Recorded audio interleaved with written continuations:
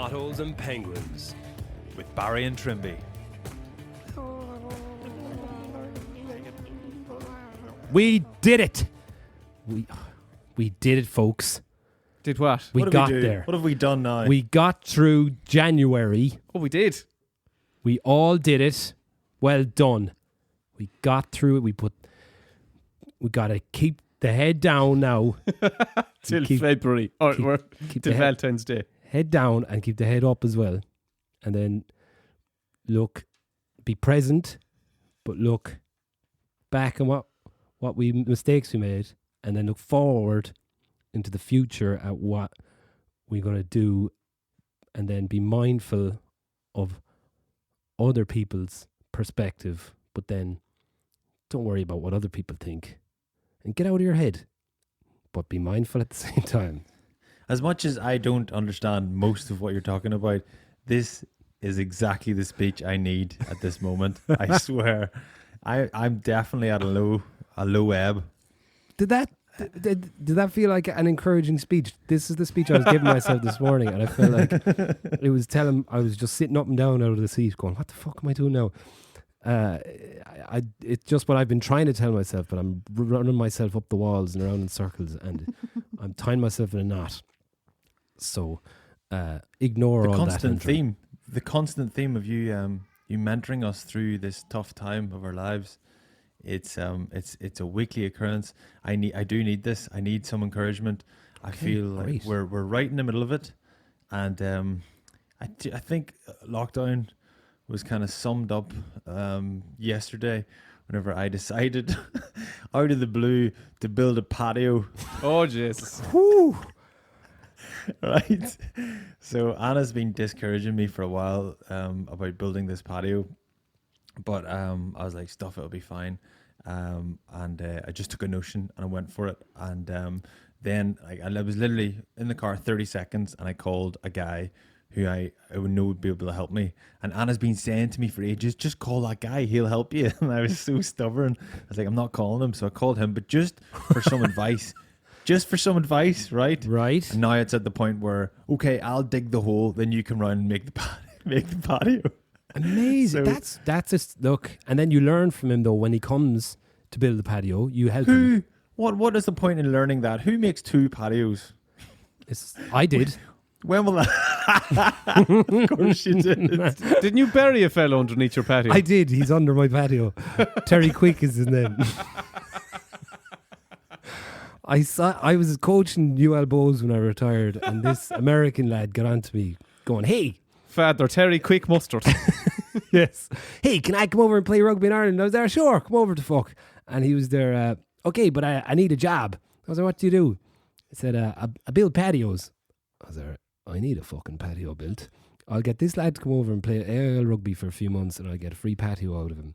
So he came over, decent rugby player, and he played with Bows, but during the day he would come over and build my patio, and I helped build it with him, but he took his time.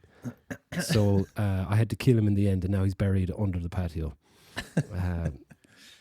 What consists? What happened? What kind of a patio are you going for, Trimby?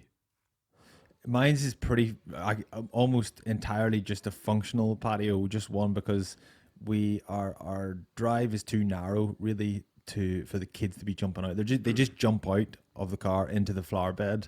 So I'm trying to. Oh, there's a front patio. Bed. It's a front patio, which is really embarrassing, because I was digging this hole last night. I must have done about 10 wheelbarrows into the back field through the garden, slipping and sliding in the garden, and big wheel tracks through the garden now out into the back field. Probably about 8 or 10 wheelbarrows in there, and you'd hardly even know I've hardly made a dent in it. In the grass. And then, although this morning, whenever it was light, I was doing this until dark last night, and then all day. No, I only started too late, and I was doing it into the dark, and then it was only whenever I got up this morning and I looked at what I was digging. It's just stones and roots, and my back, my legs, and my wrists and hands are hanging off me, and I've got very little to show for it. So yeah, it was quite depressing. What kind of a shovel are you using? Just an old spade. Much bad. No, yeah. I think I need a pickaxe or something. Okay. But do you not feel like it was good to do a bit of labour? Get out there and do something for your family, and you're out like an old fella. You're the old fella who dig in the hole. Yeah.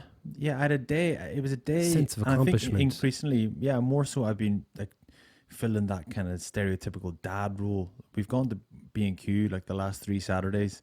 I washed the cars. Done, I tried yeah. to dig a patio. Yeah, that's great. I washed the cars. I feel like I'm being more like a dad as well.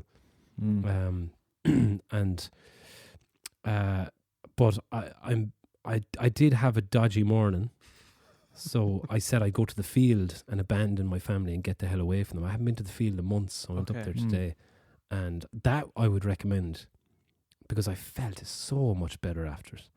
So get out, and I know you don't have. Well, I thought you were dumping stuff into the field, but you wouldn't go to this field. Which is not my field. No, you'd only go to this field to dump stuff. Oh, back to your point. So we're at the darkest now, right? As the woman said. Who said that again? The darkest before the dawn. What was her name again? Flowy dress. Yeah. Florence the machine. No? Florence Nightingale.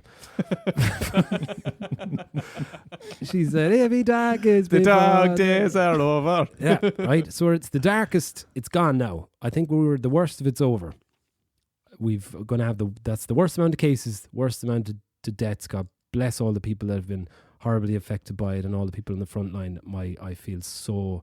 My heart goes out to them. And I think the rest of us have to be strong for those people that have seen the worst of this, and now we see the light. So I went up to the field today. I was like, I haven't been there in months. Today's the day.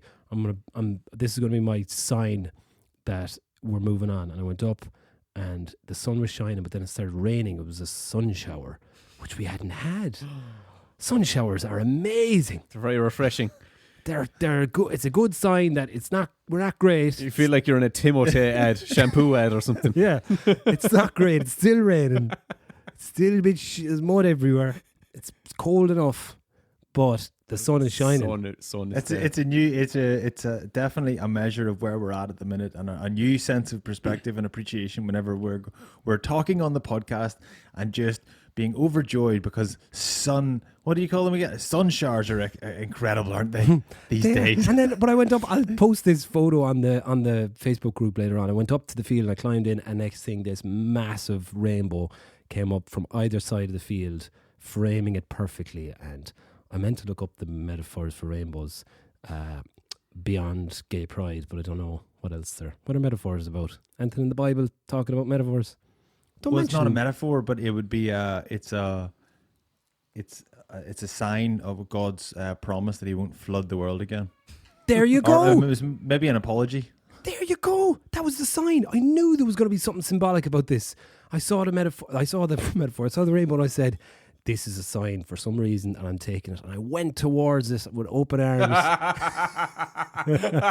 my mouth open, like a sucky calf trying to chase the rainbow. And it felt like, do you know what it felt like? It felt like 5:15. Was it that early in the morning or no? Well, this afternoon. Okay. It felt like 5:15, just before I came out here, on the day of an AIL match, when you've played a match. And you've played with Ennis back in the day, or playing maybe hurling be more but Trimby you'd be the day after, or the day of an AIL match. You've played, you've gotten in, you've had your shower, and you get it. You're in like Galwegians or the old clubhouse in Bowes in Thoma Park, or you're in Doyle, or you're in Dungannon, or Donnybrook, or Trinity used to have a great little bar off the side. You're in one of them, and you come in, and you've had your shower, and you're into it. And someone goes, "Do you want a pint?" And you're like, "Oh, I'd love a pint." And there's a Six Nations match coming on at 5:15, so you want a pint in. Oh. But the pub in Galwegians, that was crammed. It was right at the back of the pitch. To be a little bit of shake from side to side. Yeah, and you're up there, and there's just everyone's offering everyone pints. There's a cocktail sausage being thrown around. Yeah. Some lad is tearing up a beer mat. Exactly. But you've got the first half there. You've no homework done. You get 3 pints in the first half, and then you get on the road at half time. You get to Gort, and you watch the second half in Gort. Whoa. So you fucking flake a load of pints into you, and then you get into the bus, and you're like, "Huey, put the foot down. We'll get for the second half in Gort, and then there's one slab that passes around the bus for the first trip, and there's a few lads. Everyone takes a can. There's a few lads get up for a song, and then you get to Gort, and you go in there, and it's about 10 minutes into the second half, and you have a load of other pints. And that's where I was. Oh, speaking of which, Dermie's back on the cans. Hey! I'm risen from the dead. I'm like the baby Jesus when he came out of the Garden of Eden and he drank a bottle of wine last night. So that's me now. Love is here. Bloody Chancer is the one I'm drinking. What are you on, Barry? Love is here. Yes, it is.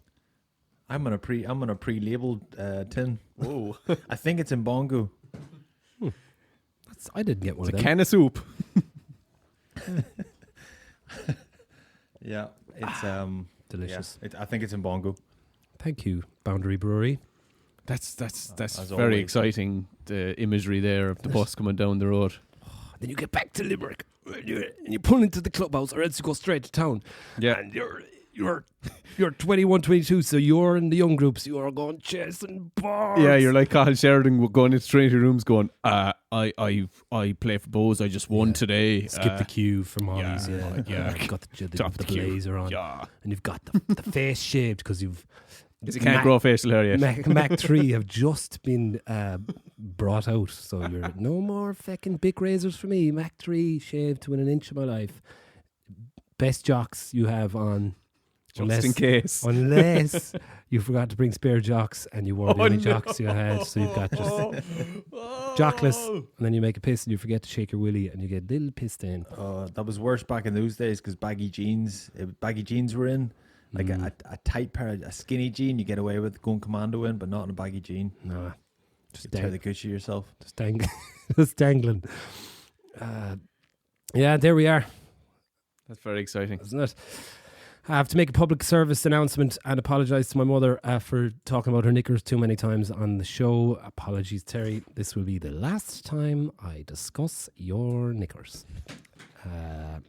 And in another news, I was speaking to my parents the other day, and my father gave out to me for telling the story about watching Jaws and watching Misery when I was too young, because he reckons that that they weren't that bad parents, but I assure you they were. And then he reminded me of a story where he went to rent me and my brother Zorro.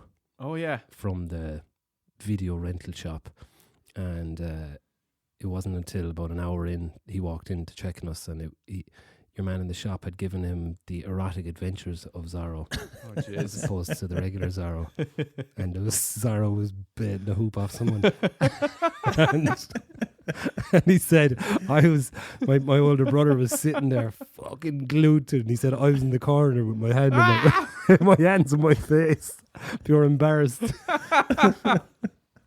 I was only 8, pure embarrassed. Like, what is Zorro doing? Why is Zorro doing that? And he went into the shop, and your man was just like, yeah. Extra vision. Sorry. It wasn't. There was some shady guy on Catherine Street. Oh yeah. Yeah. Those were the days, weren't they? Sure were, yeah. Rent the wrong video. Fuck. Yeah. Did you rewind it before you left it back? That was always the thing. That was the trick, wasn't it? Yeah. What would they do? They suspend your account, or you'd get an old fine if you hadn't it rewound. What? Yeah, You had to have it rewound? Oh, the video. Mm. Oh, the actual VCR. Wow. Yeah. Yeah. Those are the days, boys. And actually, Fanning our about. behaviours aren't that different now. Actually, selecting a movie on Friday night. Would they be fanning about? Myself and my brother would be fanning about in there for about an hour. I'd say my dad would be going, spare, will ye pick? And we'd pick the same Monster Squad. That's what we used to pick. I watched it recently, not a bad flick. Monster Squad. Every time we just go, fuck, just get Monster Squad again. Or Look Who's Talking. But your kids, do they be fanning about with the... Fannying around, and actually we're as bad. We'd be doing a lot of fannying around, picking movies. We watched Peanut Butter Falcon on Friday night. Have you seen that? No, I love peanut butter. Tearjerker. It's great. But a wee Downs kid gets kind of Shia LaBeouf takes him under his wing. Oh, I saw the ad for it. It's Yeah. great. Is It's it? great. I like Shia Yeah, LaBeouf. it's very good, He's a loose fucker. Yeah, and 3 billboards outside Ebbing, Missouri. Have you seen that? That's yeah. What's the It's actor's so name? The mother. What's her name? She's in loads of Coen Brothers movies as well, isn't she? Phenomenal Yeah. actor. She's so good in that. When she pulls up to the news reporter, Yeah. it's like you. That's the real shit. girl. Dermie's looking. I'm not as good as Jamie and fucking Joe Rogan yet. We'll get to it. Just making a balls with her. Actor. Abandoned. And Yeah, she's in so- that Coen Brothers one. That one with Brad Pitt. Burn After Reading. She's in Yes. that. And she's in Fargo. She's amazing. She's in a couple of Wes Anderson movies as well. Fargo as well. That's the one. Yeah, very good. Okay, I'll get on. I haven't seen that, and I love. I love the cop in that, the dickhead cop. Sam Rockwell. Oh, what an actor, man! He's brilliant, isn't he? Yeah. Everything he does. Was he in Seven Psychopaths? He was Yeah. in The Green Mile, and a few others. I'd say he's up there for me. One of my favorite. I've watching The Queen's Gambit. Have you seen that? It's the chess one. Yes. Oh, It's great, isn't it? You see someone, one of our penguins, put into the group, like the Queen's Gambit in like parallel universes, where instead of chess, it was Hungry Hippos and Connect 4. now we're talking. That because I feel I want to be her. Like I've started practicing my walk because she walks so class that I feel my walk is a bit shit. So I was down in UL the other day, Walk around the track. walking with my. Do you ever walk past someone and you think they might be a penguin, and they're with their kids and they don't want to be a pothole because You're obviously more prone to that now in around Castletroy area. it's in the name. Like they don't want to be a potholes, but you catch their eye and they're either going, "Oh, I'm a penguin," or else they're going, "Why is that fella in a forest?" Why is that fella looking at me? In a 3-piece suit, doing a weird walk. He's got a funny walk. Yeah, but a great show. We finished it last night. Loved it. Wish I was good at chess. Can you play it? a great game. yeah. I started playing it there recently Did again. you? Yeah. So it's. I wonder will it spark an old I'm sure it will. Yeah. evolution. Be like the basketball with Michael Jordan. Things we learned from COVID. Trimby, give us your silly little bit, will you?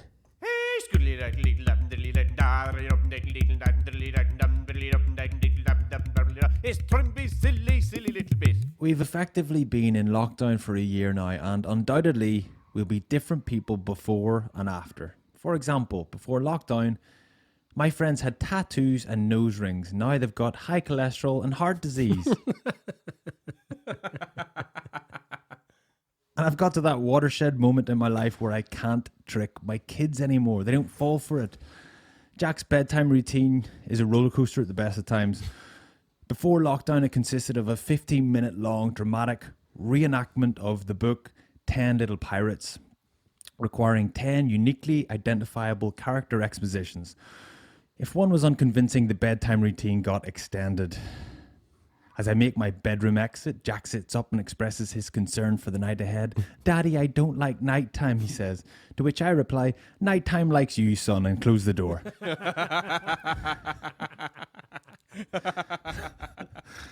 This idiotic Pablo Matera-esque reply worked before lockdown. I imagine Jack, the other side of the door, shrugging. "Well, Daddy knows best, I suppose, but that doesn't work anymore."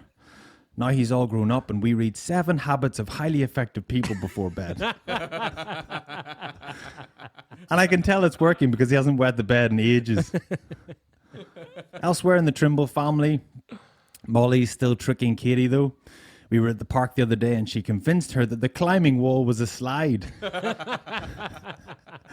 When Katie got to the bottom, Katie's poor arse looked like my face the time I got my head kicked in by Dylan Armitage. They grow up so fast. Did Dylan Armitage kick your head in? Everybody's kicked my head in, Barry. In a fight? Yeah, he genuinely, my face was a mess. Like, it wasn't split, but actually, I don't think I've told this story, but Armitage, it was when he was playing for London Irish. I was at the bottom of a rock and he stood on my ankle and kind of like twisted his foot like to like really do some damage. And then so I kind of kicked him off with my other foot, and he came in really close, like to get a bit of cover, and he goes, "Oh, I'm sorry, mate, didn't see you there." And then he just came really close, and then just like punched me in the head like a couple of times, like out of nowhere. And so I kind of scrambled to my feet, and like I was just trying to limit the damage he was doing. And I kind of swung one, so it looked like I was swinging. We both got yellow cards. Justin Harrison was the captain at the time. The ref come over and says, 2 yellow cards, you're both fighting. And Harrison goes, "Look at his face, ref." And my face was all black and blue, all bumpy. And your man looked perfect. Dylan Armitage's like a sexy show pony over there with his hair flicking in the wind. Yours is like bubbles and gargles coming out of your mouth. Yellow card.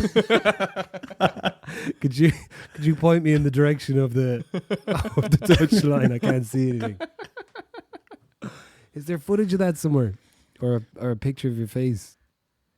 There could be. Yeah. see a There mugshot. definitely the fight. You can't see the fight or how it started, so you'll have to take my word for that. But I'll scour the internet there is for that. footage. There is footage definitely of us, me, Armitage, the referee, and Harrison standing there. And I don't know if you can hear what he's saying, but I just remember what he was saying because Rory abused me afterwards for getting a yellow card, for getting my shit kicked in.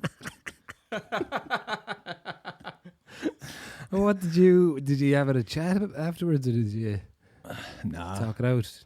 no. Just He's gotten loads of rise, hasn't he? he's good as a Mike Tyson-esque shape. Huh?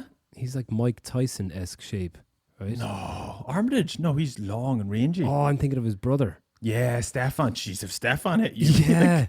Oh, you Yeah, got no. He's you the got he's the beaten up tall by the- fullback. by the brother. Jesus. Like the weedy brother. Skinny, lanky brother. I'd say something about the other fella. But He can handle himself. I thought it was Mike Tyson, not Nassim Hamid. Jesus. No, it's jeez, if Stefan hit you. Yeah, He that's lights what I out. was thinking. I didn't think the other lad was like that. He's just he's a bit gowly, is he? Which one? Skinny one? Yeah. I think I don't know. Everyone is not everyone, but like a lot of people are on the pitch. But I bumped into him. That's and pretty chatted to him. gowly. He That's signed. pretty gowly. Yeah, that's a bit gowly what he did, but I think he's. Give him the benefit of the doubt. I'm sure he's signed. Yeah, I don't think anyone. I remember Lewis Moody stood on my hand and crushed it into the ground and wouldn't get off it, and I was like, please. This has gone on for ages, Lewis. Please, when you can't pull it up because it's sore to resist. So it's just- Lewis, I really cannot express how painful this is enough. he's just looking down at me. Lewis, He Lewis, actually- like trying to get his attention. Lewis, it's me. what, It's Barry. mate? I'm still- What, mate? tugging on his shorts. Excuse me, Lewis. What, mate? He What, actually looked down and felt sorry for you. He just lifted it off eventually. Go on. He's like, I'm only lifting it off because I have to go. I'm my really turn. busy. I felt like such a wimp after that. Mr. That's Moody. great. Oh, go back to your children. So Katie busted herself. Oh man, I see you coming. Genius from Molly. Molly was pissing herself. She's like, "That's it. You sit down there, Katie."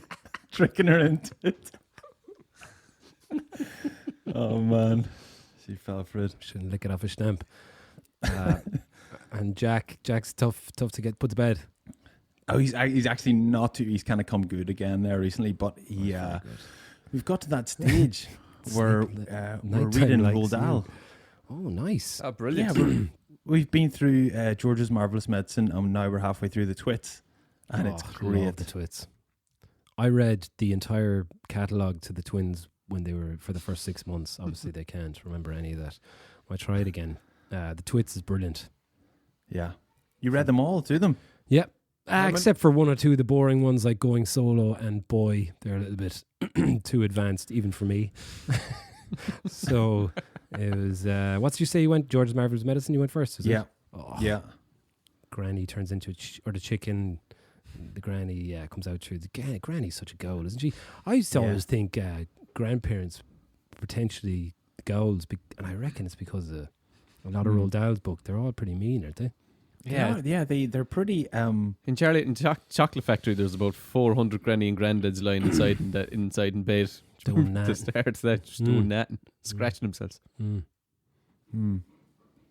They pay the price, don't they? Like Roald Dahl doesn't hold back. If someone's being a goal, they pay the price. Yeah, Granny she disappear? Yeah, she took the first medicine, and her head came out the roof. And then she took the second medicine, and then she disappeared into. And the twits, did they, something happen to them as well? They're frozen upside down. We don't and know went to the yet. circus I don't or know yet. Oh, shit. Don't ruin it. It's a good one. Yeah. That was great. Yeah, great. That was very funny. I was right there with you. All right, we've loads of rugby to talk about, lads. I know there wasn't a huge amount on this weekend, but there's plenty coming up. Ding, We can ding, review ding. the games. So will we take a quick little break now and come back in part 2 with loads of rugby stuff? Let's do that. Yeah.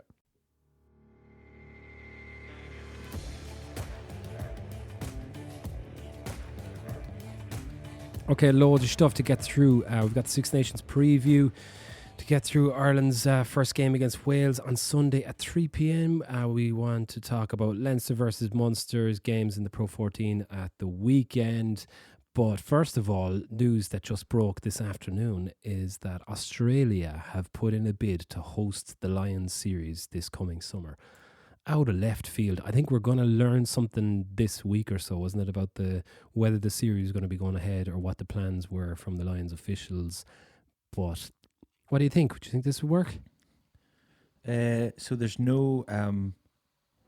So I think they're suggesting that it would just be expats would all be able to fill the stadium. So no supporters like Lions and our British and Irish Lions supporters would be able to go and actually go specifically just for the tour. Do you know what I mean? Yeah. So that's a buzzkill though. You know what I mean? It's not the same at all. Well, there's going to be no one at the games regardless. If they're in No, there would be, would there not? in Ireland. Oh, no, there would be. What do you mean? Sorry. There'd be no games if it's on in South Africa or it's on in Europe. There'd be no one at the games. Whereas if it's on in Australia, at least people living in Australia would be allowed to go to the games. So you'd have a massive expat crowd in Australia. Plus, I think South Africa. I think Australia is one of the most populated country with South Africans in the world as well. So you would have huge crowds from both sides. Just not. I thought what they were looking at if they were going to do the UK version, that so they're talking about empty stadiums. Then still at that stage by July. I can't see us getting back to that here at this point. I know we were talking about it there recently when we were planning on Dermie's visualization. Naive visualization, but I'm not sure that's going to happen in Croke Park with just a team of Irish players. But even in the UK, I can't see it getting much better there. Well, they'll have to make the decision now as well, right, for the Lions. Yeah, that's the other side of it. Now, the thing about Australia is I don't know, for me, it's a big deal. That's going to be, the matches be on at 8 o'clock in the morning, if not earlier. And that for TV rights and sponsorship and all that crack. I don't know how.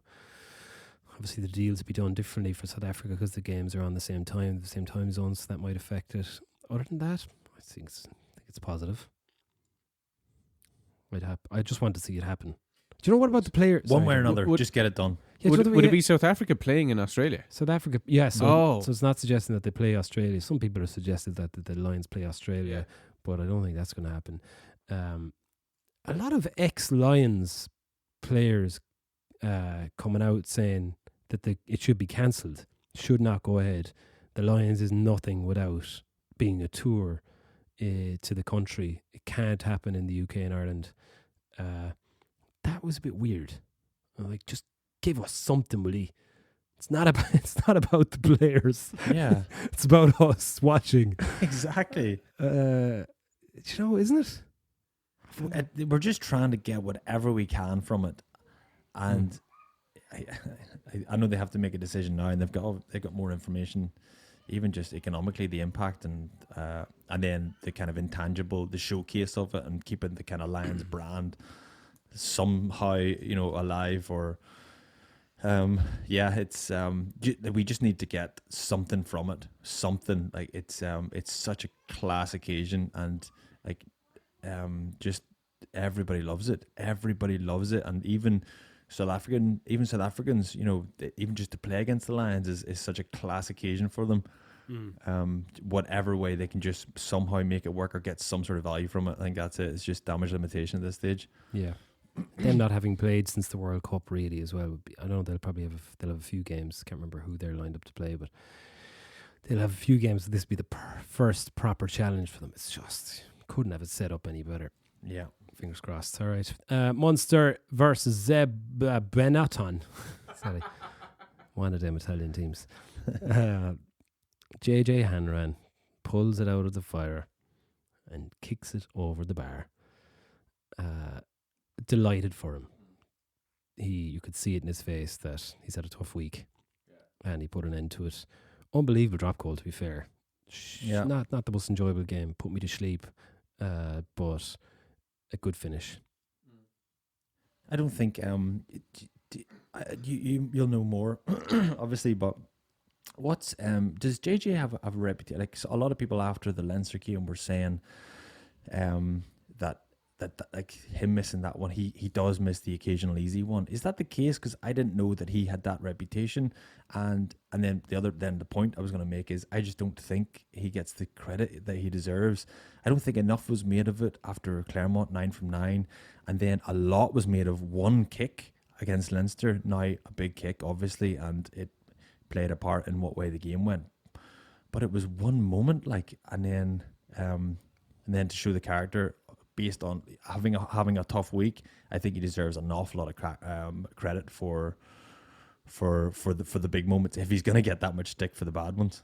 Yeah, no, you're right. It's a tough one because I suppose we're spoiled in Munster that we've had the likes of Raj, well, just Raj really, that was able to win. The likes of Raj, the category of Raj. Yeah.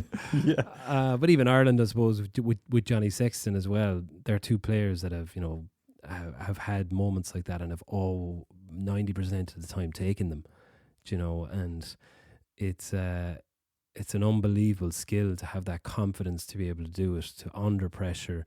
The amount of times Raj did it early days for Munster, and those kicks that were not even 50-50, ones that on a normal occasion you'd expect him to get, but when the pressure is on and he gets it, and then obviously the ones from, the ones that are very difficult touchline kicks or drop goals, they're the ones that you just kind of, that if you want to be the best or up there, you have to be taking these opportunities. And JJ has had a few of those moments where you feel like if he got, it's just against small margins. If you look, Johnny Sexton didn't get that drop goal against France. How disappointing our Six Nations would have been, and he gets the drop goal, and it was the best Six Nations, ever, best Grand Slam, and it's those fine margins that if JJ had gotten that kick, now we'd be probably, like I did a few weeks ago, we're probably talking about him in terms of maybe should he get if he gotten both those kicks, even the two of them, could he be talking about him maybe getting a call up for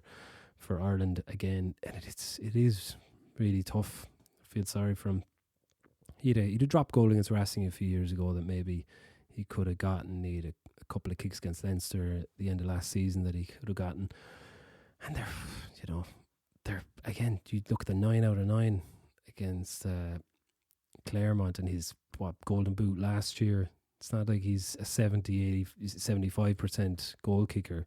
He's probably above average most of the time, isn't he? The point I heard being made though was that whatever your average is, I think it was someone was quoting Eddie O'Sullivan saying that that Eddie made the point that he would always prefer someone even if they had a lower average, but you could be sure of the ones that were easy, that they never ever missed those.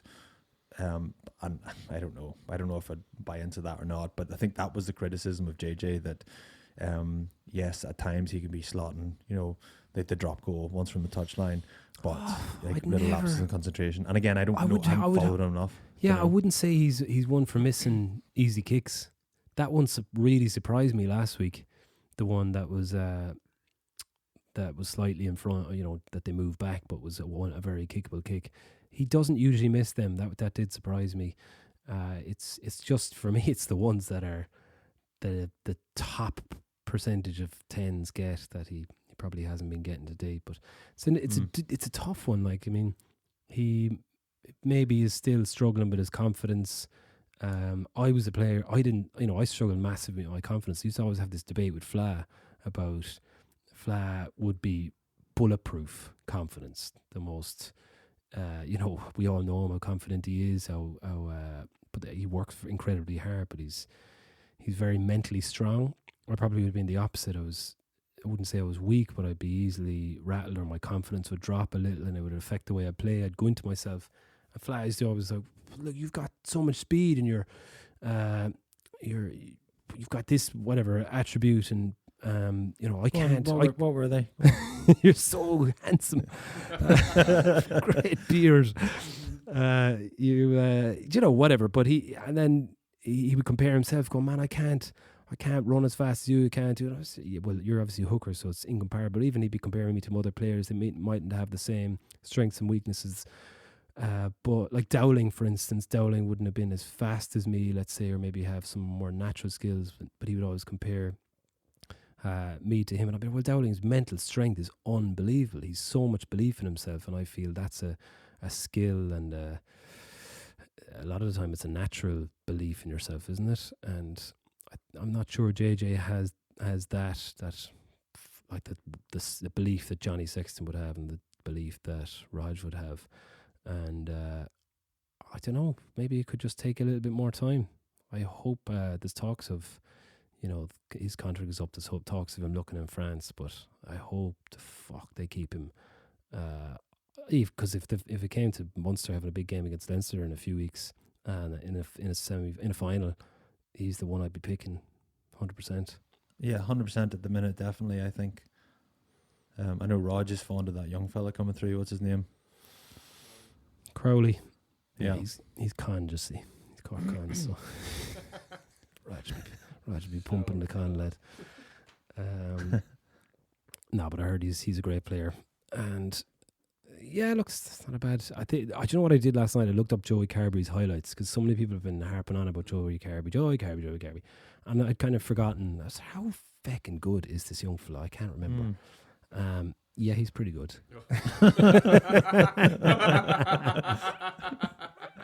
And you know what? He's so good. He's so good. My fucking God, he's so talented. So it deserved it. And good to see signs of him back doing a little bit of training. Be unbelievable to see him back soon. Outside of that, it was a boring game. Leinster, what you think? Furlong Leinster back. was just that's it. That's all it was. It was Leinster back to just spanking teams as per usual, and then it was just about Tadhg getting 40 minutes, and then he's going to join the squad, isn't he? Yep. I think Mike Catt came out and said that he, in anticipation of that game, he was looking forward to having him in the mix, but surely you can't go from first 40 minutes in like nearly a year to being in the mix. Surely he's not going to play against England. Against Wales. Yeah, I've no clue. Sorry, his last game was England. But this is like, Tadhg's been kind of dominating the headlines over the last week, rightly so. But the story should be that he's coming back, or he's coming back in anticipation of him, playing half a dozen, or not even like 3 or 4 games maybe, and getting back where he was, but not rushing him. Like if they're talking about playing him against Wales, like Porter has not gone well. There's not a crisis at tight head. Porter has not gone badly. There's not a crisis, and I think to be talking about him playing against Wales is bananas, is it not? Yeah, for being out for a year, in my experience, is you get back, when you come back. First off, you're so pumped and you're so up for it that I don't know. I think anytime I came back after a long stretch, it was the first couple of games were okay, maybe took me a little bit to get up to speed in sharpness, but I was just throwing myself into everything. It's after that the next few games you kind of have a dip in form. You don't have the same energy maybe, and because that's adrenaline, let's say, getting you through the first couple of games, but after that you maybe mightn't be as sharp. So you'd imagine at this point your return to play would be a little bit more gradual. So but then how they get him game time? He's not going to be playing for Leinster and playing for 3 weeks. So maybe train for a couple of weeks, and Yeah, but the training.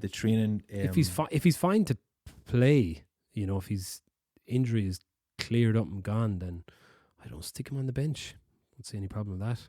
he probably could get as much value from training with the national team, like just another a level up of intensity. Not that the level of intensity at training at Leinster is going to be not high enough for nothing, but getting involved back in there, back into the environment, I think would still kind of narrow the gap for him getting ready to play. But I don't know exactly what he's at or where he's at physically, but it seems a wee bit quick. I think. Yeah, wait and see. I think we went through our team last week, so I couldn't be arsed going through that. It kind of picks. So what about Wales? Like, let's talk about Wales, because again, this time last year you were looking at Wales with a change of scenery, new coach coming in, and always, even though their clubs were struggling, they were always going to perform come World Cup and come Six Nations, and they're a different beast now, and it's just a different complete kind of understanding or appreciation going into this game, because Pivac just hasn't. He was so incredibly good and played an incredibly entertaining brand of rugby with Scarlets, but he just, and what I've been wondering about this is, does someone like Pivac, does he suit a team like Scarlets, and does he suit like playing club rugby where you've got your hands on the players every week and you can kind of implement a game plan that's totally reliant on a skill set and playing with an element of risk? But then when you go to test match, when you go to Six Nations, international rugby, it's almost like a different sport, and someone like Pivac doesn't quite, it's not that he's not good enough, he's just more suited maybe to a different environment and a different kind of coaching style. Whereas Gatland, like Chiefs haven't gone that well since he joined them, but he's incredible at getting guys up for big occasions, and they always outperform what I think, like the level of talent that they have. They always outperform. They've won way more Six Nations and Grand Slams than I think that pool of players should have got, just because Gatland just gets something else out of them. But I don't think he wouldn't suit another environment. Like, so the point I'm making is, it's not necessarily a better coaches international, it's just a style of coach that suits it, and Pivac doesn't seem to suit it. That's very, very interesting. I like that now. All makes perfect sense, and I think the way they played against Ireland in the Millennium Stadium a couple of years ago was just so Gatland-esque, and the way they won that championship with what would, on paper, quite negative play, but it was the way they did it, the passion, the energy, the arm wrestle and the amount of kicking, but they made it so difficult for other teams. And that's, as you said, is getting lads up for a fight and getting them up for that big moment all the time. It seems to be so good. And you listen to lads talk, for the Irish lads talk about him with the Lions as well, and he had the same effect on the Lions, and so perfectly suited for a Lions tour as well. And yeah, they were so poor against Ireland last Six Nations in Dublin. They were just, to be a year on. If Ireland had made that drop in form, we give out about Ireland now, but imagine they dropped to that level, how disappointed we'd all be. So it's pretty much same group of players. I know they're struggling with an out half, but yeah, you'd wonder what kind of changes he can make. Is he aware of that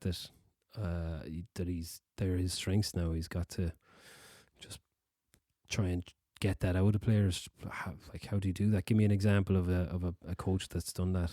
Well, not necessarily a coach that's done it, but just like a style of play. I've heard a lot of people talking recently about Frawley and how Leinster have got that opportunity, that option to play him at 12. I know he played really well especially in the first half against Scarlets, but played that kind of second receiver or like second first receiver, really either side of the ruck.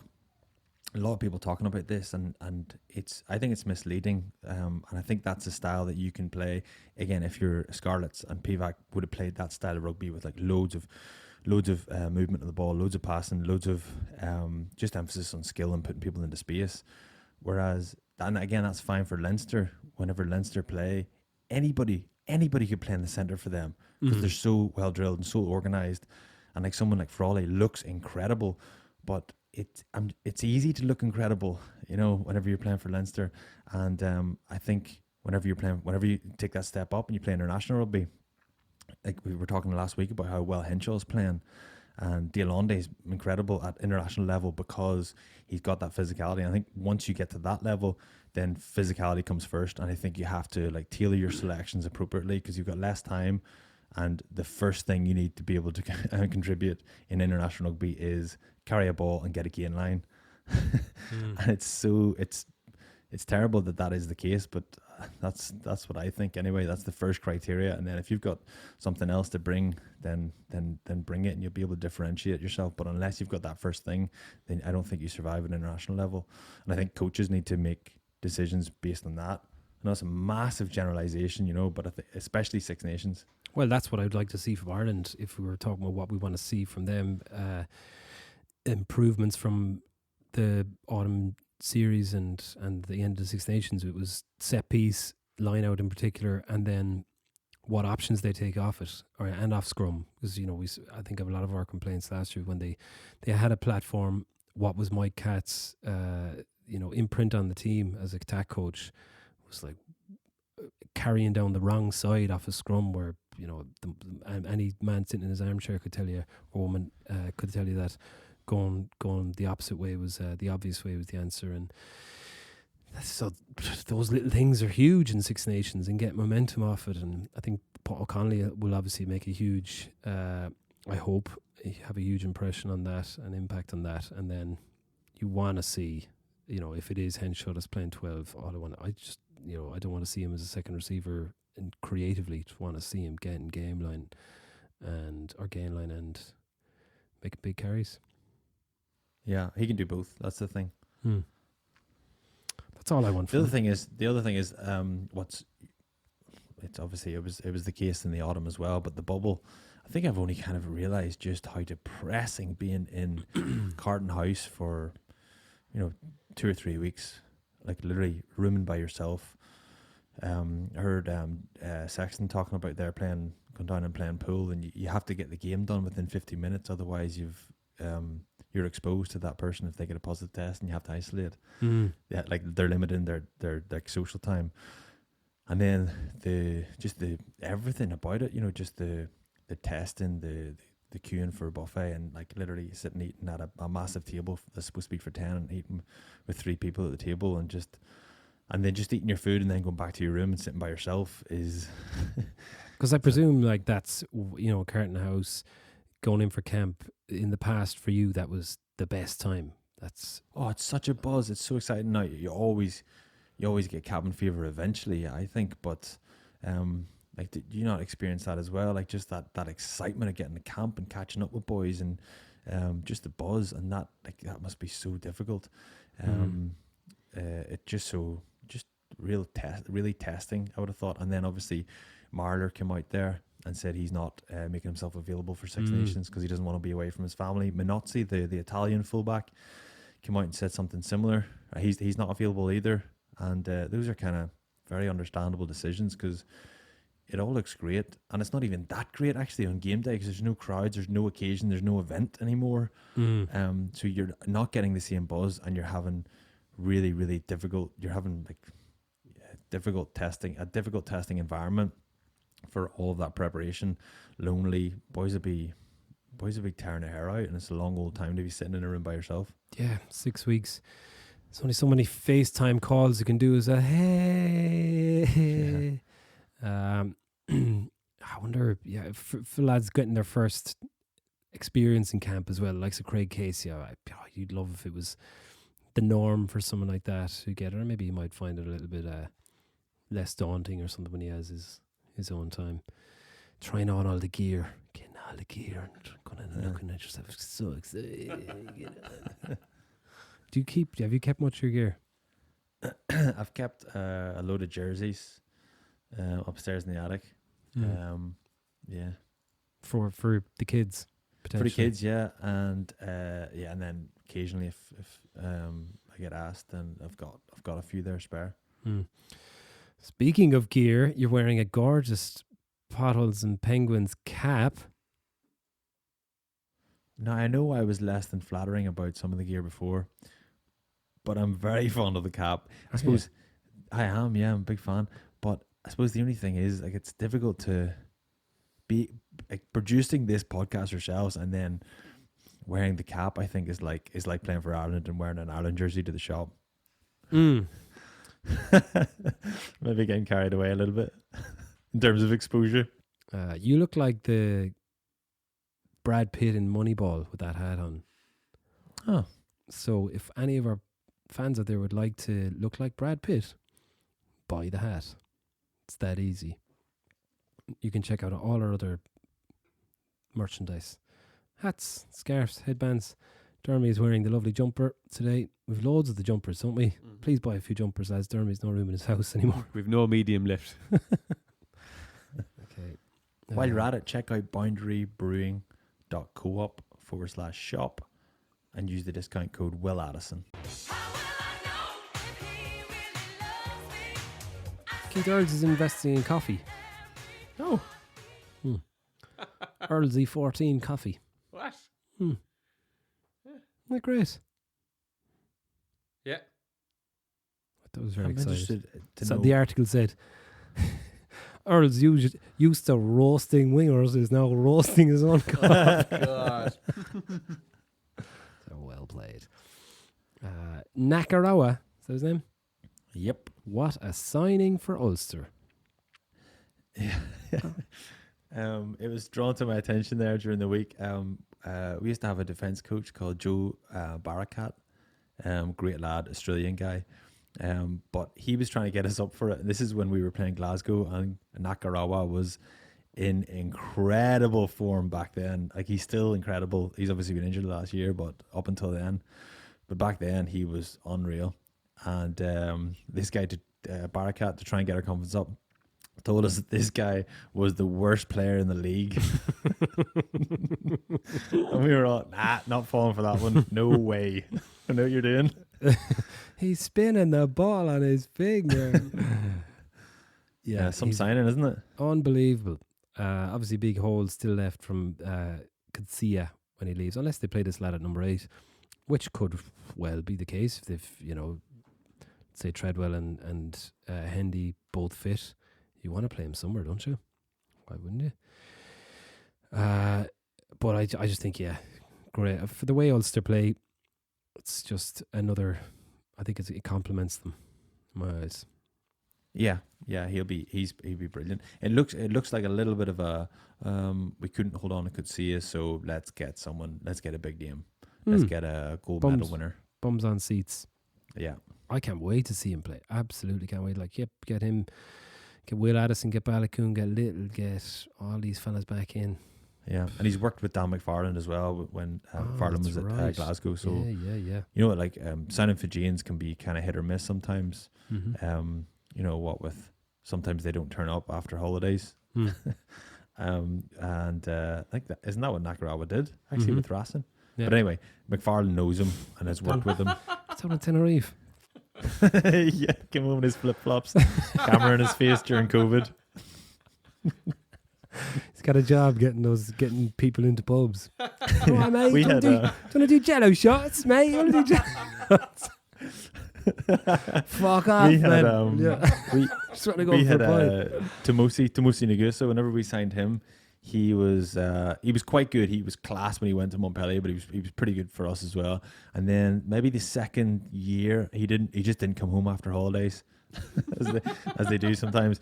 He just didn't arrive for the start of pre-season, and then we were all going, "Where's Tomosi?" And we're like, "Well, we'll see him when we see him." So we got in bother, and then a couple of weeks later we went on pre-season camp to Portugal, and as punishment he'd arrived in Belfast at this stage, but as punishment he wasn't allowed to go to Portugal.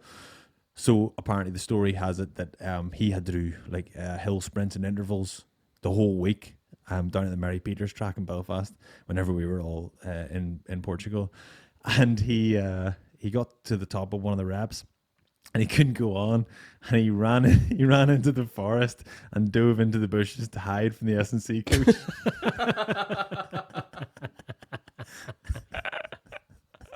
That was it. Session over. Wow. I commend fellas for that kind of carry on. There's not enough of that, is there? The story is worth it alone, yeah. All right, we take a break from part 2 and we come back for part 3 for the 4 power provinces of Ireland, brought to you by Energia. Bottles and Penguins is an independent production, and what I mean by that is, It may sound like we don't know what we're talking about. You might even think Barry's hardly even played professional rugby and Dermie likes hurling. We want you to think that. It takes a lot of preparation to sound this unprepared. we work very, very hard at what we do, and we want to make this show the best podcast in the world. For just $5 a month, you can help us do that. Go to patreon.com/potholes and penguins, and you can help me make these two fools look and sound even better than I already am making them look.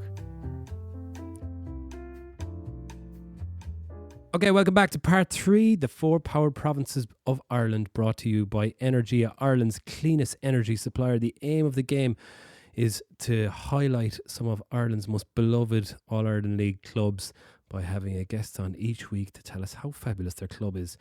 This week, most people will know this man from his days of Connacht and Leinster, but he's here tonight to talk about the All-Ireland League and, more importantly, his club side, St. Mary's College. Welcome to the show, Darragh Fanning. How are you, man?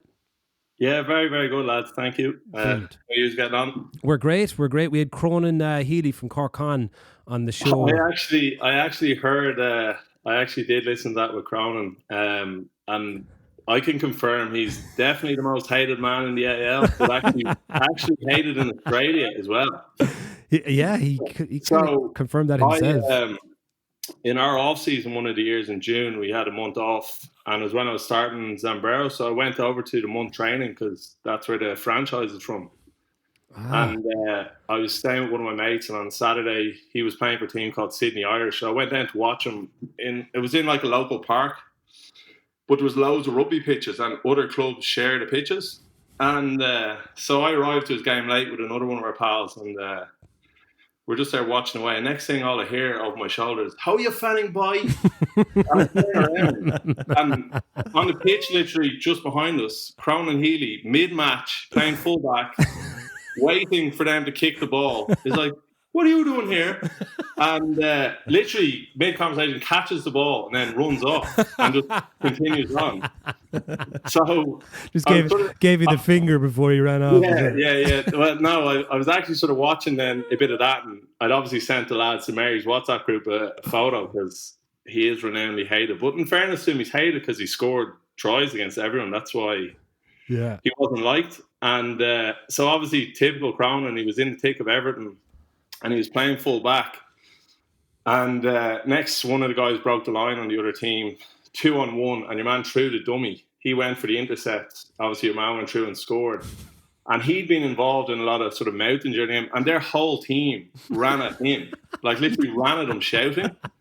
And in fairness to Cronin, there was actually this big Islander guy, second row, went running at him and sort of jumped and threw his arms in the air, sort of shouting in his face. But because he sort of went off the ground as he got close, Cronin just dropped his shoulder into your man's chest, literally laid your man on his back. And I was delighted with himself walking off, and there was a bit of pushing and shoving. But no, he's definitely... That is so good. Yeah, not liked everywhere. But as I say, like, he's hated Mary's because he scored the winning try in the AL against us, so... This is it's supposed to be an Energia feature, but I think we could turn this into a Cronin Healy like mini-series. Yeah. What did he do to you? Where did Cronin Healy touch you? No. He's, but yeah, fair play to him. Like, and well, that's the beauty of the AIL, I think, and it's the crack that you'd have with that. That you you played each other week in, week out, and there's obviously history within clubs, and then there's history within teams and rivalries going up against each other. And there was a beauty spot there for years of the competition, and you were actually just as fucking standoutable as Cronin Healy. Like, he was diminutive, bald, and annoying, but I remember when you first, it was probably your second stint VAL, 2013-14, when you came back, and you were this giant 100 kg ginger winger killing everyone. Balding ginger winger killing everyone. But take us back to St. Mary's. How much has the club instilled in your blood? So I was brought up there, really. My dad obviously played there back in the day, so our weekends were spent up in the club. Me and my brothers went to Mary's school as well, but like, you'd go up there Saturday morning for the AAL games, do ball boy, literally get your payment of a bag of crisps and a bottle of TK Red Lemonade. Those were the days. Ball boy. They were like, who said the fans were the 16th man? The ball boy in AAL rugby was the 16th man. Yeah, there is some little bastards around there. Oh my God. I remember Paul Burke was playing for Con, and I wouldn't give him the ball. Anytime he'd look in the ball to kick it, I just lash the ball away or give him the shittest ball I could find, and never giving them a dirty towel if the hooker a dirty towel from the opposition. They were all the tricks. Yeah, if it was your own team, you'd pass the ball, and if it was your team, you'd place it down on the white line. So they were all the tricks back in the day. But yeah, so we were brought up there. Like, that was our weekends. Like, Saturdays would be the AL games. Sundays we'd have mini rugby, and then you'd go watch a J1s, J2 match, whatever really was on, and sort of trucked home then late Sunday evening, and that was sort of the weekend, and that's how we were brought up. Yeah, I mean, my first memory of Mary's is probably the 93 final against the Cookies in Lansdowne Road. About 150,000 people at the game, by all accounts. Bren Pope gets sent off for uppercutting someone, and Gerald scored an intercept try. Was your dad playing in that? He was on the bench, yes. That would have been his last season. I remember roaring, crying after that game, like, just thinking, go away. But yeah, so that's a bitter one for Mary's fans. Obviously, it was meant to be played in Temple Road, because it was similar to when they won the league then in 2012. It wasn't actually the final; it was just the last league game of the year. Right. Yeah, you're right. And it was meant to be in Mary's, and then there was all. And it's funny, I spoke to someone from Young Munster a while ago, and they've their side of the story and we've our side, and there was all rumours that, they'd come up, they'd trash the place, and that they do this, and it got moved then to Lansdowne Road. But look, it was what it was, and luckily Mary's got a couple in the end. Yeah, so you won in 99, 2000. Yeah. And then when did you first start playing? 2005, just after school. Steve Hennessy, who's still involved, like, Steve's been there forever. Is he Limerick? He's Limerick? Yeah, he's a boat man. Yeah, his dad was president, I think. His dad Jack was president for and his brother was heavily involved for years as well. But I didn't know whether they were actually born in Limerick. But no, Steve. He I think Steve was born actually in America or somewhere. But yeah, no, that's his family anyway. You have both, he was coach, and I was lucky enough, and probably Mary's weren't that strong at the time as well, so I probably got a few games early. Like, I got off the bench. I remember the first AL game of that year against Shannon, and the Shannon team was insane. It was like Tony Buckley, Mark Sworn, Jerry Flannery, Donica Ryan, Trevor Hogan, Stephen Keogh. Who else was in there? Then their backline was Freaker Lawler, Andrew Thompson, Brian Toohey, Mossy Lawler. Ian Dowling, I remember I was marking on the wing when I came on, and it was crazy. Jesus, yeah. Sure, they won. Did they win 2 or 3 in a row? 3 maybe?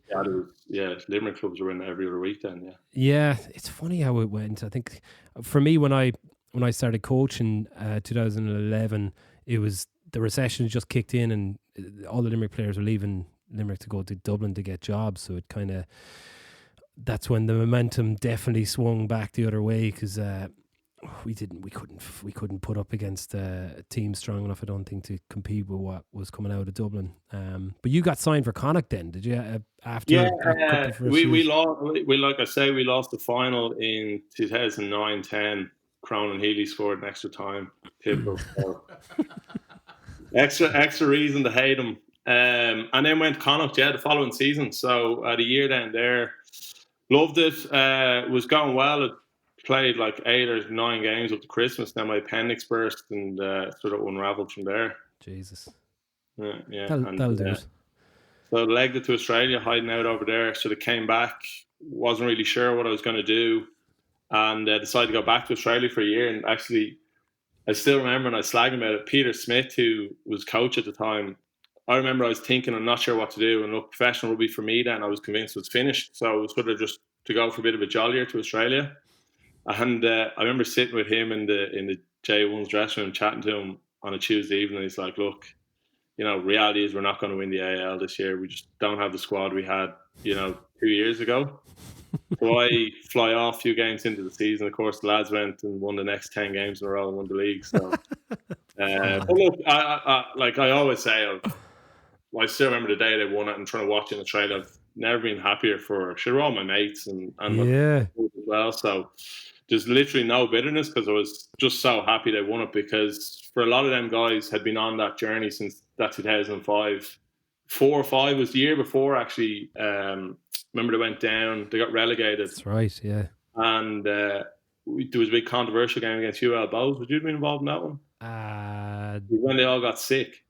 No. It was food poisoning. Oh, no, it wasn't. Jesus. The UL Bows team came up on the Saturday, and basically from Friday evening, all the Marys lads, because they'd had food, and Thursday night got food poisoning, and so they dropped one by one and literally had no one. And in fairness to Bows at the time, who also were going for promotion, said, look, they'd replay the game at a different date. And then that ended up like Mary's won the replay and then got up off the back of that, yeah. Sound club. Tell you lads. Yeah. Would you, Darragh, would you keep in touch with all the boys then from back then? I'd imagine you're just in a WhatsApp group. In the WhatsApp group, the men, yeah. So, still chat to all of them. Obviously, a lot of them are still my good friends. I would have been in school with a lot of that crew as well, like a couple of years ahead and below me. But no, we're still in contact with them all. And it's the same. It's like any rugby team you're in. You mightn't chat to someone for a while, but you see them and you just, it's like you'd seen each other 2 days ago. Like you have the same crack. But no, we're definitely, because there's a lot of talk at the moment about a 10-year reunion for the win in the league, even though someone noted last week it's actually only 9 years since we won it. But we're all planning something for post-COVID just to get away for a few days. Do it. Yeah. Richie Sweeney was on to me and he wanted me to remind you of before you were good, when you were less good, playing in Dubarry Park against Buccaneers and you were going for your bonus point win. And he said you got a pass about 3 yards out, and he said his 6-year-old son would have finished and scored the try, but somehow you managed to trip yourself up and knock on the ball. Sounds like me. I don't remember it. That was one. And then another one was getting an intercept against Bellevaux in 2009. Sorry, just wanted to prove one thing here. That's the one good thing about lockdown was Peter Smith during the first lockdown in that WhatsApp group was putting up loads of old clips of our old games because he literally had nothing to do, so it was going through. Got them all. Brilliant. So there's a game we played Bellevaux, and I got an intercept and got caught, chased down just before the line, and then Smithy, who's my coach at the time, literally spread a rumour that it was the second row that chased me down. So I that's like 15 years ago, I'd say. I've still get slagged about it. And only during lockdown, Smithy's like, I want to own up to something and clear his name. It was Felix Jones that caught me. So oh, brilliant. I got cleared in the end.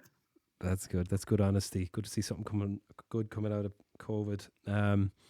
Before we move on to your I want to plug your out after rugby business and venture, but before that, you've been one of the lucky ones that has travelled to Bermuda for this classic rugby match that I turned it down a few times, and I'm fucking 100% getting on board with that when it does kick off. I heard rumours. It was Stephen Keogh was on to me the other day, and he said it's 100% going ahead this year, which I find very hard. Like unless we're going to get priority vaccine for the classics team, but when is it? November? Yeah, November. Yeah, to be honest, we'll be there by then. We'll be there by November. The best week of my life, definitely. Two of the best trips I've ever been on. And the rugby sort of just gets in the way of a good week, to be honest. Yeah, I heard Dennis Foggs was telling me you were the best player on the whole trip. And by best player, you didn't go 5 hours without having a drink in your hand. He described the plane trip on the way over was like in Wolf of Wall Street when they have to strap Leonardo DiCaprio to his seat. Dennis Foggs is Jonah Hill. I'd never met Foggs in my life, and just sat beside him on the plane, and it was him and Marcus Horn beside me. And Marcus Horn is the other nerdy guy. Yeah, Marcus kept just going, "You two never met before." And I was like, "No, never." He was like, "Underage or something?" I'm like, "No, like just." He was actually electric on your show a few weeks ago. Definitely, you could have him as a regular. He's a lot of energy, to be fair to him. Oh, he's a lunatic, man. I love him. I'd say you should ask him. I won't tell the story because I better not. But ask him about going into stealth mode in the hotel the next time you see him in the hotel garden.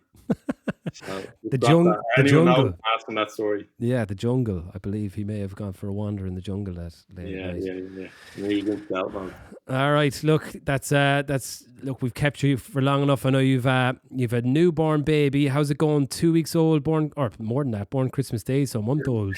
2 weeks. No, she's 5 weeks now. Yeah, Stell. So born Christmas Day. So it was a very different Christmas Day to most, but it went luckily it went very straightforward, and the labour was all good. And I was probably a bit underwhelmed by the labour, but you don't want that there. No, I've already said that wrong.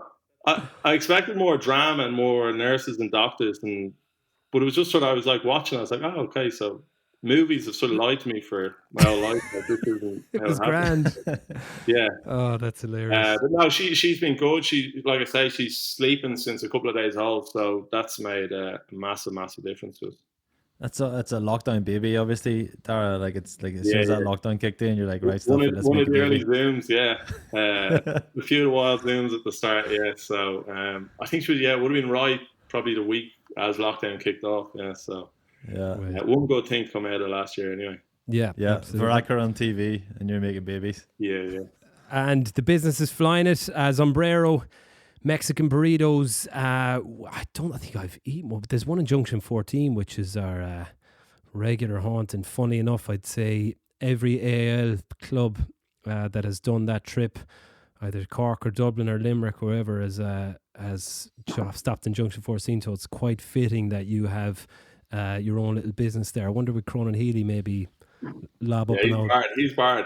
He's going to open you'll have a Brazilian joint opened up next to you next time you go back. No. Well, how's that going? It's been brilliant. Look, I was lucky enough. I had a bit of a plan as rugby was wrapping up, and obviously it finished in the end. Well, it came out of nowhere, but then finished very quick in the end. And I had already that in the pipeline and background planning. And 2 weeks after I left Leinster and I agreed to leave, sort of with a year and a half left, the first one opened 2 weeks later. So it sort of fell at perfect time. And so, yeah, it's been, and last year was actually a really good year. Like we opened up 4 since June. We've one more we'll be announcing this week is opening now in 2 weeks. So we're up to 10 now. Wow. Valentine's weekend. So it's all been good. It's been interesting. It was a massive learning curve at the start for me. And I'd always say to guys, like, it's, like, fair enough, try get a degree or whatever you're playing, but definitely try get experience in business, whether it's a small investment or even 1 day a week just going into a business to learn it, because I wasn't that studious in school and got my degree from Tal IT, but the amount you learn actually when you're in a business is completely, like, I know you, Trimby, you have a startup, don't you, an app? Yeah, but I couldn't agree more. Like, I studied whenever I was playing, and some of that is useful, but most of it's not. And like it's just getting out there and getting to know people and getting to know the way things work is way more valuable than getting your hands dirty. Yeah. And like because I've done a few of the Rugby Players Ireland talks, because they were really good to me when I was leaving and helping me get out and exit out of Leinster. But like the thing I'd always say to guys is, like, when you're in a province, like, and particularly now, there's such high profile rugby lads. Any company in Ireland would literally give, if you wanted to go in 1 day a week or one day a month, whatever it is. And And I, like, going back to when we started, like, definitely a lot of doors were open for me at the time, just because coming out of Leinster, and it was nothing to do with, they didn't want to chat to Darragh Fanning. They wanted to chat to a Leinster player that played with, X or Y, and like, what's he like, or what's he do, or, is he as good as they say, or, they just ask you that stuff, and then you get your meeting with them. So that was a massive benefit. But last year was really weird. In March, I was crying into my hands thinking we'd 5 at that stage. Would we have any of them standing at Christmas? And we went and opened 4 more, and like say now we've another one opening in 2 weeks, which will get us to 10. So it's been a very busy 6 months with the baby and everything as well, but it's been fun. Oh, that's brilliant, man. Any signs of one coming to Limerick? No, I chatting to a pal here is about trying to invest in one, but we're obviously in Junction 14 now, and that will hopefully open up to a few people that are travelling up and down that way, and we'll see. But we opened in Galway just before Christmas, which was big for us. We're in Cork already, and then Dennehy's Cross, and a few others scattered around. We've Tullamore, Dundalk, Junction 14, Monreid and Naas, and then a few around Dublin. So it's it's been good, and lucky, for us during lockdown, takeaway food is obviously very, very popular, and us being sort of a healthier twist in a traditional Mexican, people don't mind it, and we'll get it during the week for lunch or at the weekend for a treat as well. So it's been good, and fingers crossed we can just get out of the latest for the lockdown. Post-match meals in St. Mary's, a load of burritos. Yeah, no, you haven't. Well, we did that for the 20s once, actually. Yeah, but the post-match food in Mary's is good. To be fair, it's one of the better out clubs for an after-match feed. Okay, stiff competition. Do you have you any interest in going back coaching, or do you still head down to the club as much as possible? Yeah, no, not really coaching. Being honest, like maybe if I'm older and get involved in minis or something like that. But no, I'd still would have got down to the club and watch a lot of the games and cheer the lads and enjoy that and catch up with guys. But the reason sort of when I finished with Leinster and then finished with Mary's the same year, like a lot of people want me to continue playing, but it was just I wanted to go sort of 2 feet first into the business, and that's busy enough. It keeps you busy for stupid things. Like for instance, yesterday morning to get up early and go in and turn off one of the alarms because the wind had set off one of the alarms. Like you're on call 24/7 a bit when it's your own. And so coaching is a massive, massive commitment, to be fair. And I don't have that much knowledge to pass on as well. So Alakadoo shouting from the sideline. No, be a good Alakadoo, definitely a good Alakadoo. Or a ball boy. I might go back to that myself. Go back, yeah. All right, Darragh, thanks a million for coming on, man. We really appreciate it. Best of luck with the opening more businesses. Keep popping them up, and congratulations again on the newborn. Cheers, thanks. You'll have to get into Junction 14 or when you run soon. Oh, you know it, 100%. Yeah. Cheers, lads. Thanks, man. Cheers, Darragh. Thanks, mate.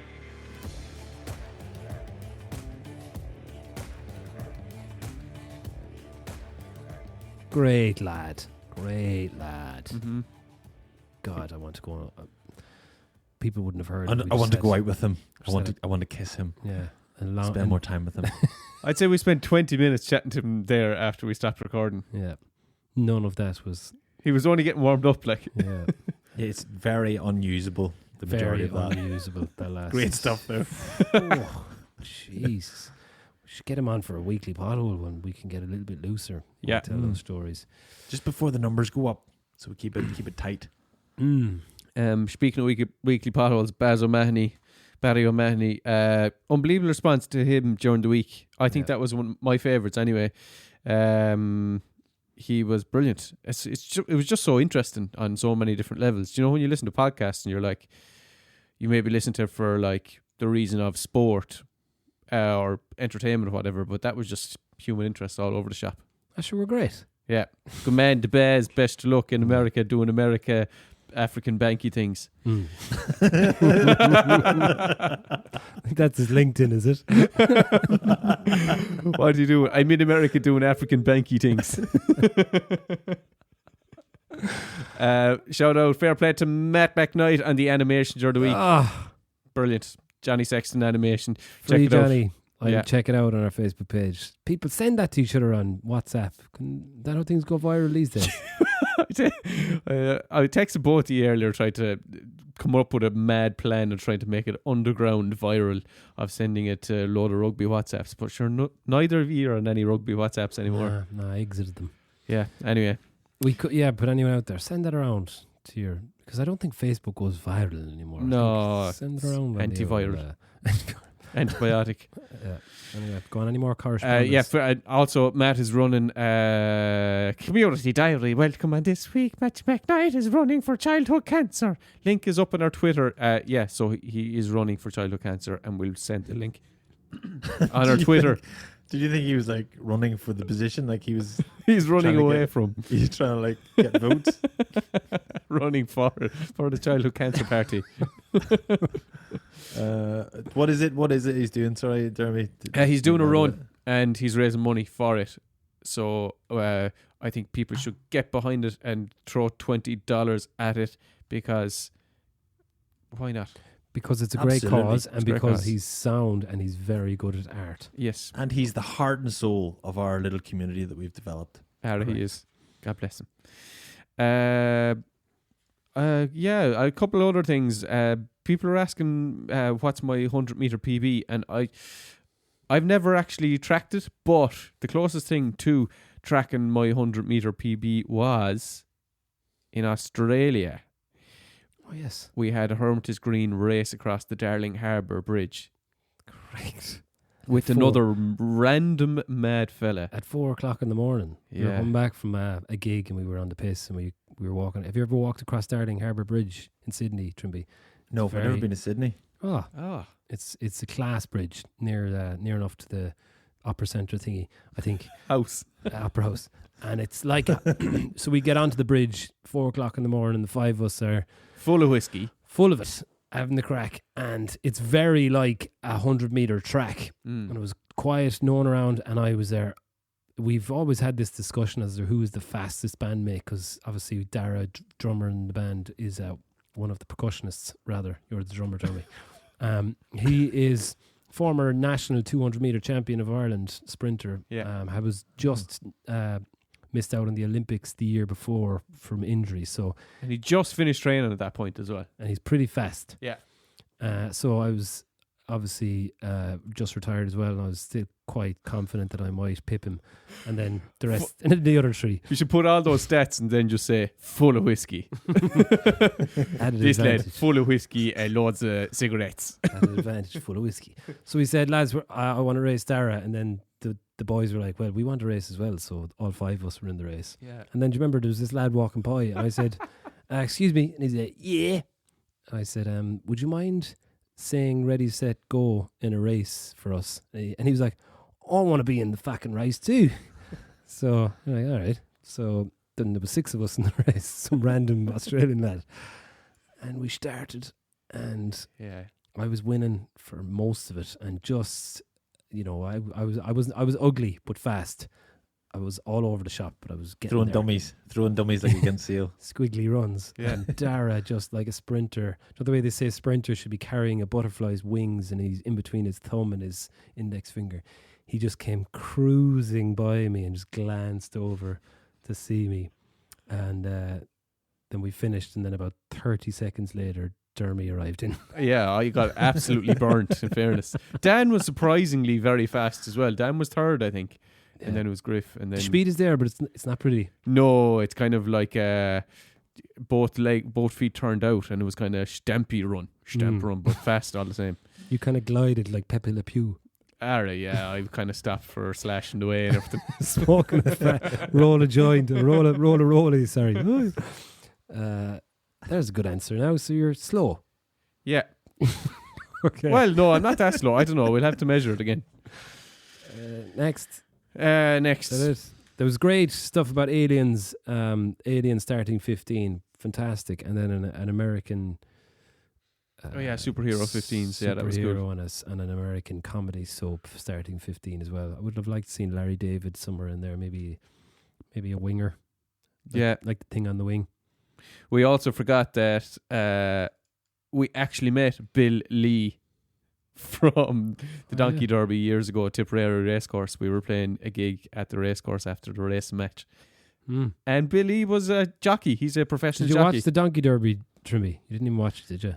I did watch it. Yeah, I watched it start to finish. Over your head.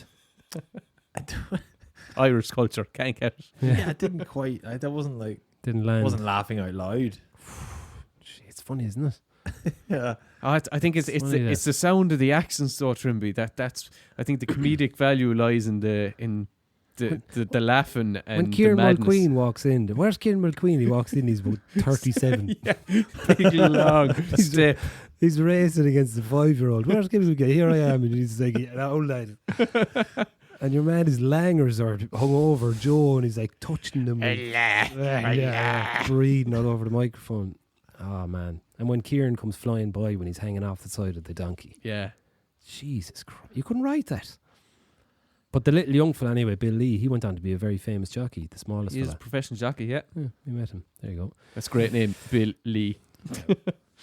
That's it. That's the end of the correspondence. Did you hear it, fella? All right, that's loads for this week, lads. Best of luck.